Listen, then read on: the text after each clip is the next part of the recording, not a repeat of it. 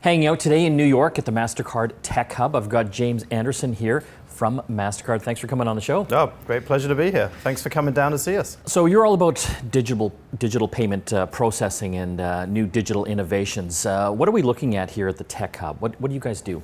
So at the Tech Hub, what we decided to do at Mastercard was bring together product people and technology people, and also our labs function, which is kind of an R&D function, and bring them all into a physical place in Flatiron District of New York City, and so we could work on building the future of payments. So we've been here a couple of years now, and this is where our Masterpass digital wallet program operates out of.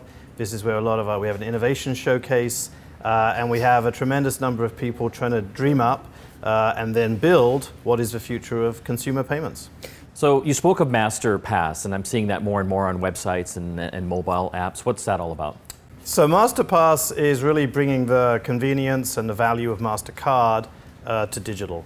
And we made some very conscious decisions when we launched Masterpass that we wanted to do that in a way that had made cards so successful. And as you probably know, when you get a Mastercard, you don't get it directly from us, you actually get it from one of our issuing banks like a BMO. And so we realized that in digital we have the same opportunity. So our model is that the digital wallet, which operates on the Masterpass network, comes to you from your bank. And so it brings all the power of the bank, all the trust of the bank, all the touch points that the bank has to the consumer. We're activating those to get you a Masterpass wallet. And then when you go use it, you're using it at a merchant that accepts Masterpass, which has been our job, is to get them on the network. So it's a very powerful model because of the scale that it can bring to the table.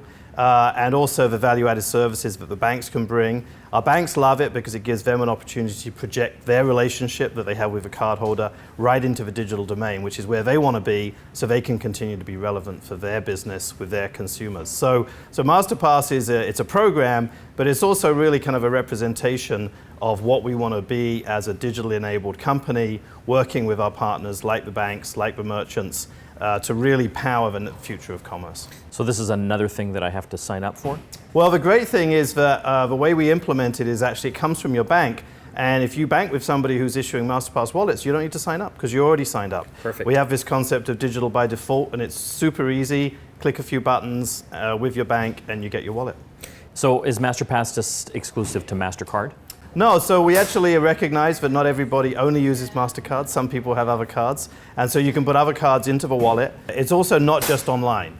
So what we're expanding into now, and we've actually had some launches here in the US, which will be coming to Canada soon, I'm sure, is also supporting Contactless in the Masterpass wallet and what we call in-app payments in the Masterpass wallet. So the idea that if you're in an app and you're trying to pay for something, you can use Masterpass as well, or if you're in a store, you can tap your phone with your Masterpass app. So one of my thesis, or one of my ideas, is that payment just becomes this kind of background service that supports you through your daily journey. And this is true, I think, of a lot of things, that they start out as things you go do, and then over time they just become things that exist and they sort of get invoked when you need them.